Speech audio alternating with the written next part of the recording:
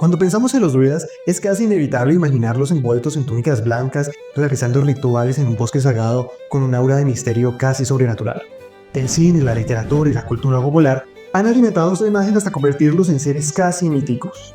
Pero te aseguro que lo que nadie te ha contado es que el mismísimo Winston Churchill fue uno de ellos. ¿Cómo es posible que uno de los líderes más icónicos del siglo XX estuviera vinculado a los druidas? Al final de este video vas a descubrir la verdad detrás de esta conexión. Y te aseguro que no tiene nada que ver con lo que has aprendido en tus libros de historia. Pero adicional a ello, sabrás si realmente eran poderosos magos y sacerdotes con conocimientos secretos, si llevaban a cabo sacrificios humanos como lo afirman algunos relatos, o si eran guardianes de la sabiduría de la naturaleza. Y lo más loco, puede que los druidas todavía existan hoy día. Además, te tengo preparado una gran sorpresa si te quedas hasta el último minuto de este video. Así que prepárate para descubrir la verdad detrás de estos enigmáticos sacerdotes. Pero antes, vamos con la intro.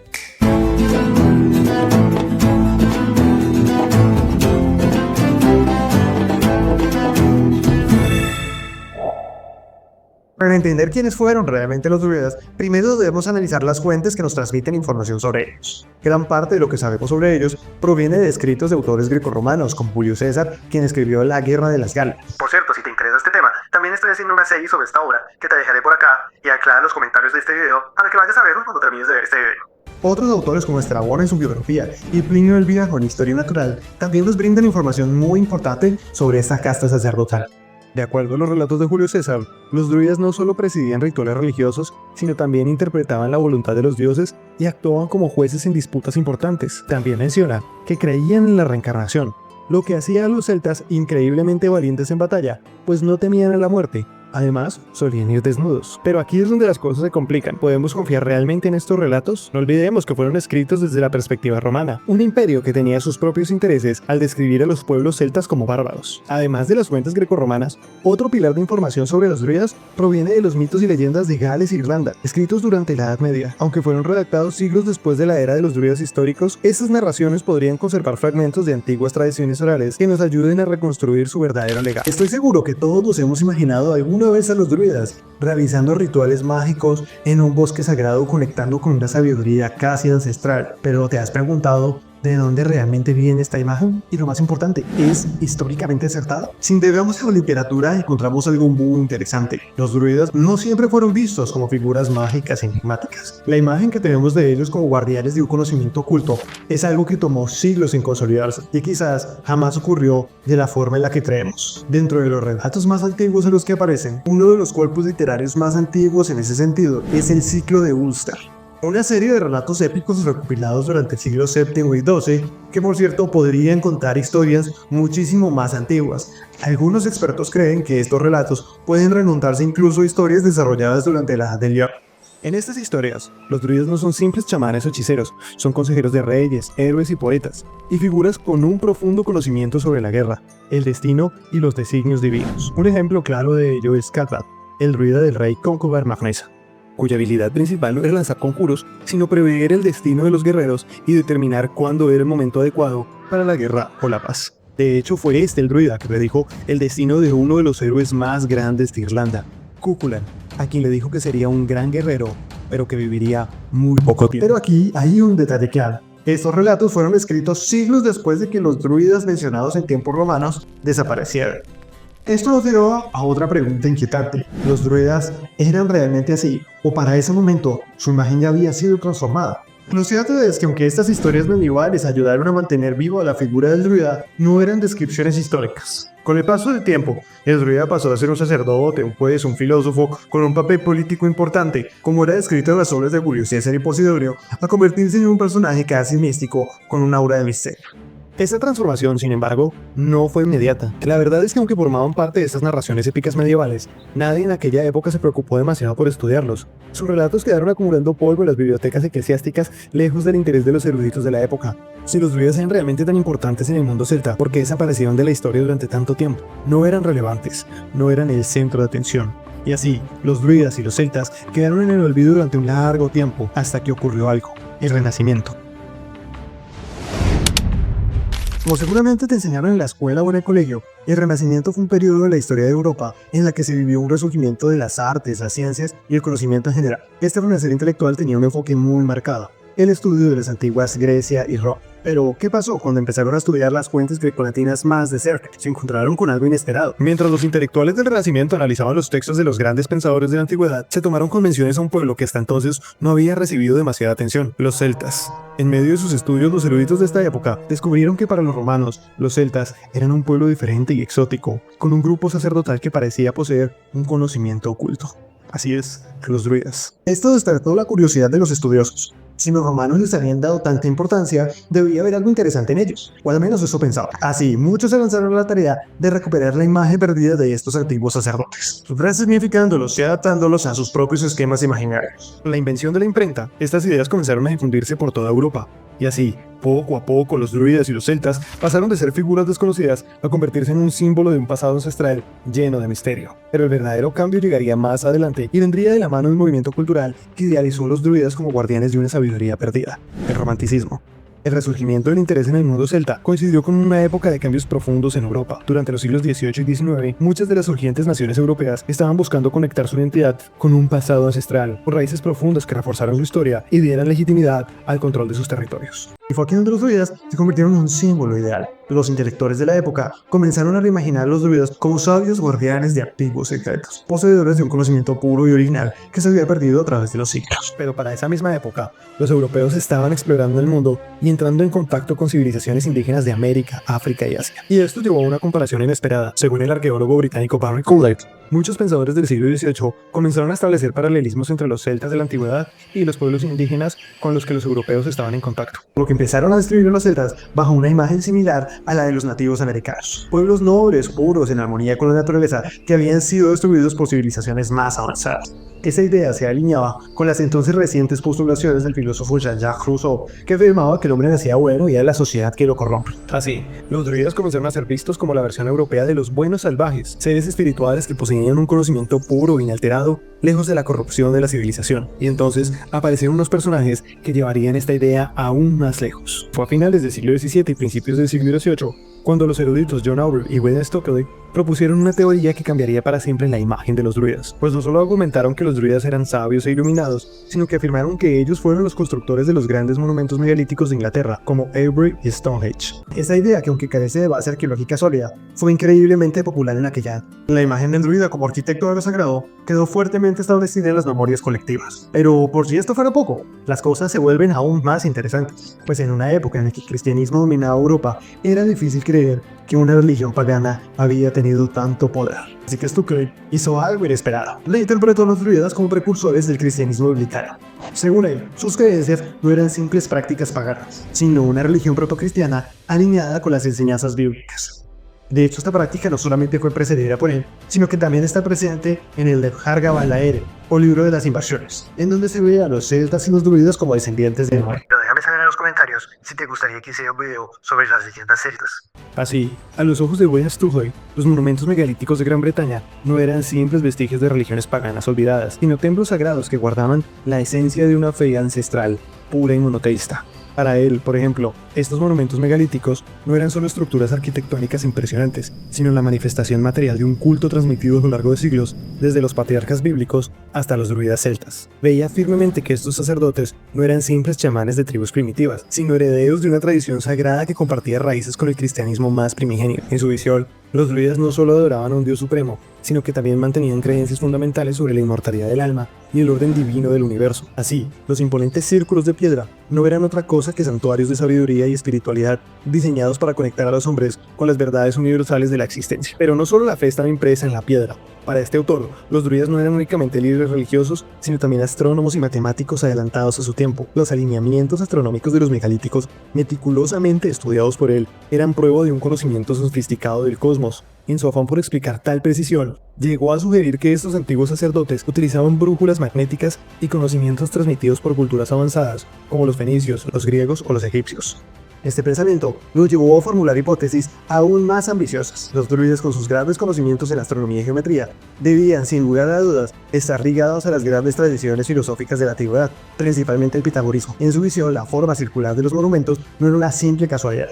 Debería representar la perfección divina, la eternidad y la armonía universal. Cada piedra, cada alineación, cada cálculo tenía un propósito fundamental: rendir un homenaje a la unidad suprema de la existencia. Sin embargo, sus ideas no tardaron en ser objeto de escepticismo. Con el avance de la arqueología moderna, su interpretación fue considerada más una construcción teológica que un análisis histórico riguroso.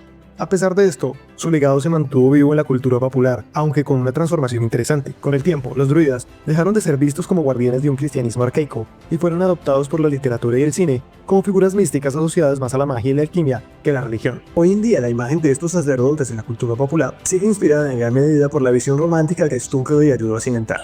Aunque la teoría ha sido desplazada por estudios más críticos, su influencia sigue presente en la forma en la que imaginamos a los druidas.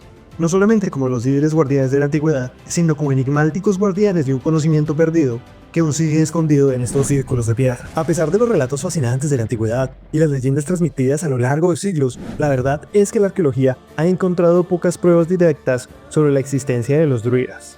No hay inscripciones celtas que los mencionen explícitamente, y la mayoría de las fuentes que poseemos provienen de los propios romanos o de tradiciones escritas muchísimo después de su época dorada. ¿Acaso los druidas fueron un mito exagerado por los vencedores, o su legado quedó enterrado bajo siglos de dominación y olvido? Aún así, las pocas pruebas materiales sí sugieren que existió una casta sacerdotal con una influencia poderosa en la religión celta. Los hallazgos de antiguos santuarios, depósitos rituales y restos humanos en contextos ceremoniales indican que estos misteriosos líderes espirituales desempeñaban un papel crucial en la cosmovisión de su pueblo. Pero, ¿qué tanto de lo que sabemos es real y qué tanto es una construcción de la propaganda romana? Los investigadores han intentado descifrar el enigma druídico combinando la evidencia arqueológica con estudios antropológicos y de religión comparada. Este método innovador busca revelar la auténtica naturaleza de los druidas más allá de las imágenes románticas o demonizadas que nos han llegado a través de las fuentes escritas. Sin embargo, no todos los expertos están de acuerdo. Algunos sostienen que la arqueología es incapaz de arrojar luz sobre la enigmática élite y solo los análisis literarios apoyados en tradiciones indoeuropeas pueden ofrecer respuestas. En el corazón de este debate tan apasionado, la arqueología contemporánea se esfuerza por desentrañar los misterios y la esencia de los druidas, combinando hallazgos materiales con relatos históricos para tener una imagen más auténtica, despojándolos de los mitos nacionalistas que durante siglos han idealizado y distorsionado su legado. La arqueóloga londinense Miranda Green identifica dos corrientes predominantes en estos testimonios. Está la tradición posidonia, representada por autores como César, Diodoro y Estrabón, que describen a los druidas como sabios cuya intelectualidad se equiparaba a la de filósofos griegos, incluso vinculándolos con las enseñanzas de Pitágoras y la creencia en la transmigración del alma. Por otro lado, la tradición imperial ofrece una visión más sombría y aterradora de los druidas, presentada en los relatos de Plinio, Lucano y Tácito. En estos, los bosques sagrados de los druidas se transforman en escenarios de pesadilla, manantiales oscuros, árboles que parecían cobrar vida y altares empapados en sangre de sacrificios humanos. Esta visión contrasta brutalmente con las interpretaciones anteriores, revelando cómo cambió la percepción que se tenía de los druidas según los intereses políticos y culturales del Imperio Romano. Miranda Green, como la gran investigadora que es, profundiza en las descripciones de Plinio el Viejo, principalmente en su Historia Natural, en donde retrata las prácticas religiosas de los celtas con detalles escalofriantes. Los rituales lunares con muérdago, los robles sagrados y el sacrificio de todos salvajes han dejado una huella imborrable en los imaginarios populares. Si hay un autor que resume este giro interpretativo, sin lugar a dudas es Tácito, político, historiador y propagandista del imperio. En sus obras Agrícola y Anales retrató a los celtas como guerreros salvajes y supersticiosos y sacrificadores de sangre humana, una imagen que caló hondo en el imaginario colectivo romano y más allá. Aunque sus textos estén plagados de sesgos, Tácito nos dejó pistas valiosas porque cuando escribe, ya lo hace en pasado. Para él, los celtas, como entidad libre y poderosa, ya eran historia. Lo que quedaba eran sus ruinas, sus leyendas y su sombra. Dos eventos marcan este final trágico. El primero, las revueltas de la isla de Mona, hoy Anglesey, y el levantamiento de los Icenos en Anglia Oriental. Ambos ocurren en los años 60 y 61 después de Cristo, casi un siglo después de las conquistas iniciadas por Julio César, y ambas revelan una verdad incómoda para Roma. No todos los pueblos conquistados se dejaban someter sin luchar. Mona era más que una isla, era un símbolo, el último refugio de una fe antigua. Un foco de resistencia alimentado por la figura de los druidas, que no solamente eran líderes espirituales, sino también guardianes de la memoria, la identidad y la cohesión social de los celtas. Su sola presencia era un desafío para Roma. Cuando el gobernador Cayo Suetonio Paulino marchó sobre la isla de Mona, no se encontró solo con espadas, sino que enfrentó un espectáculo que sacudió la mente de sus legionarios: sacerdotes de mirada intensa, sacerdotisas envueltas en telas flotantes, mujeres que danzaban entre los árboles milenarios, invocando a sus dioses con cánticos guturales, como si el bosque entero respirara con ellas. El relato de este suceso lo tengo en mi primer video, y te lo dejo entrado en la descripción para que vayas y lo veas cuando termines de ver este video. Esta imagen potente y perturbadora dejó helados a los soldados romanos tan siquiera unos instantes, porque luego la masacre fue implacable.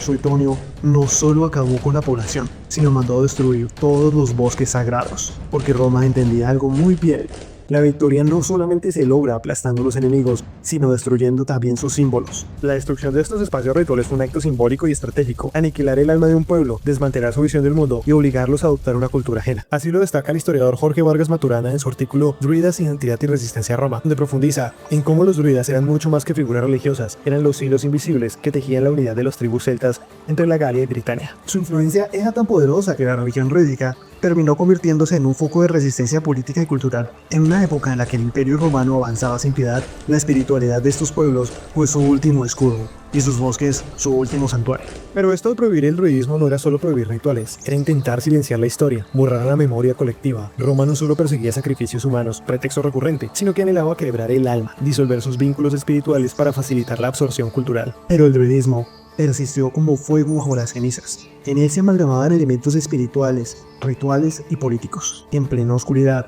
seguían brillando como una amenaza silenciosa para el imperio. La organización celta tenía como núcleo el elemento druídico, y por eso fue el blanco de Roma, porque un druida vivo era una tribu alerta. Este análisis nos lleva a unas aguas aún más turbias, pues que tanto de lo que sabemos es realmente cierto, que tanto es una caricatura pintada por cronistas con una agenda política. Por eso debemos desconfiar, porque las fuentes antiguas están teñidas de prejuicios, y solamente una mirada multidisciplinar en las que se apliquen las metodologías de la arqueología, la antropología, la etnografía, la historia, puede revelar la alma oculta bajo capas de propaganda imperial. Los estudios arqueológicos sobre los celtas y los druidas han desenterrado más que huesos, pues han hallado evidencia tangible y fascinante que respalda algunas de las más enigmáticas descripciones romanas. Cada hallazgo es un susurro de un pasado que confirma que el culto druídico no fue un mito, sino una realidad profundamente enraizada, revelando que muchos de los relatos romanos, particularmente aquellos que describen actividades religiosas, están en concordancia con la aparición de yacimientos arqueológicos específicos. De hecho, Julio César, en su obra La Guerra de las Galeas, consideró al druidismo como una práctica religiosa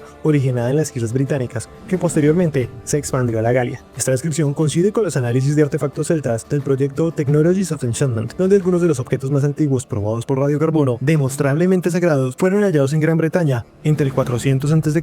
y el 100 después de Cristo aproximadamente. El proyecto trata de entender por qué se fabricaron los objetos de arte celta en primer lugar, cómo se utilizaron y por qué a menudo parecen haber sido depositados intencionalmente en ríos o bajo tierra. Ejemplo, se encontró un tocado en una tumba en Kerry y Druidham, en Denbighshire, Gales, cuyos componentes de cuero y crin se dataron hacia finales del siglo IV a.C.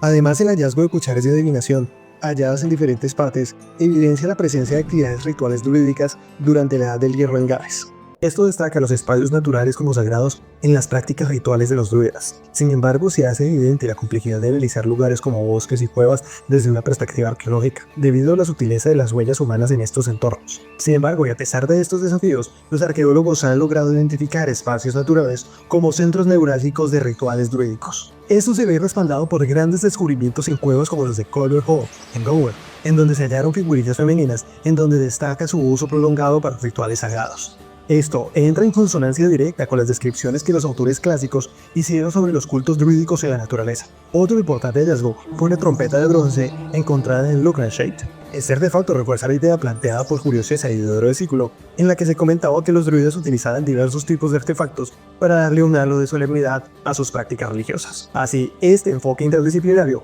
no solamente ayuda a validar algunos de los relatos de los autores clásicos, sino que subraya la importancia de los espacios naturales en las ceremonias druídicas. Estos análisis han ayudado a trascender incluso más allá de las comunes referencias presentes en los textos griegos y latinos, permitiendo rastrear la influencia y la presencia celta en contextos muchísimo más amplios. Esto, por supuesto, ha abierto nuevas vías para poder entender la dispersión y el impacto de las tradiciones celtas, así como su interacción con otras culturas y sociedades de su tiempo. Sin embargo, la imagen de los druidas como magos y hechiceros con vínculos ancestrales sigue vigente, más aún cuando los productos del entretenimiento siguen perpetuando estas imágenes. Además del surgimiento de movimientos religiosos contemporáneos, como la Wicca, el chamanismo y el dodecateísmo, el resurgimiento del culto a los dioses olímpicos, constituyen nuevas prácticas religiosas enmarcadas en una visión romantizada e idealizada del pasado, que se remonta a errores de interpretación histórica de época renacentista. Aún así, los druidas modernos creen firmemente en la existencia de lazos auténticos entre el pasado y el presente, considerándose a sí mismos como sucesores de los druidas de la época de Julio César. Se sienten atraídos por los monumentos megalíticos, considerándolos sagrados, tanto para sus supuestos antepasados como para ellos en la actualidad. De hecho, la ficcionalización de estas figuras ha llegado a ser tan absurda que algunos han asociado sus orígenes con civilizaciones alienígenas y seres de otras dimensiones. Gracias, History Channel. Discursos totalmente erráticos y sensacionalistas que lo único que hacen realmente es oscurecer y ridiculizar el trabajo de las personas e investigadores que realmente intentan alcanzar la verdad de estas poblaciones. Como te lo prometí al inicio del video, un dato curioso sobre todo esto es que Winston Churchill fue iniciado en la logia de Albion de la Ancient Order of Druids en agosto de 1908 en una ceremonia realizada en Blenheim Palace, su lugar de nacimiento. Esta fotografía muestra a Churchill de pie en el centro junto a otros miembros de la orden durante la ceremonia. Aunque la participación de Churchill en la AOD es un dato curioso, no existen evidencias de que haya tenido una participación activa en las actividades de la orden más allá de su iniciación. Esta es la orden druídica moderna más antigua del mundo y fue fundada en Londres, Inglaterra, en 1781 por Henry Hurrell, sobre quien se conoce poco más allá de este hecho. La logia de Albion se estableció como una sociedad fraternal, modelada según los masones. El interés en los antiguos druidas, anteriores a la época romana, había sido despertado desde principios del siglo XVIII por los escritos de anticuarios como John Toland y el ya mencionado William Stukeley. Con esto concluimos este maravilloso episodio de Retrosonances en el que tuvimos la oportunidad de explorar el fascinante mundo de los druidas. Además, te invitamos a dejar un like y un comentario para que este video pueda llegar a más personas. Y como te lo comentaba al principio del video, acaba la sorpresa. Estamos rifando este maravilloso libro, El mundo de los druidas, de la autora Miranda Green. En él podrás profundizar muchísimo más en los temas que hablamos en este video. Lo único que debes hacer para participar es dejar un like y un comentario en este video y seguirnos en nuestras redes sociales, Instagram, Facebook y TikTok. Así estarás más al tanto de lo que publiquemos y por supuesto sabrás si te ganaste la rifa. Por cierto, la rifa solamente aplicará para personas que vivan en Colombia.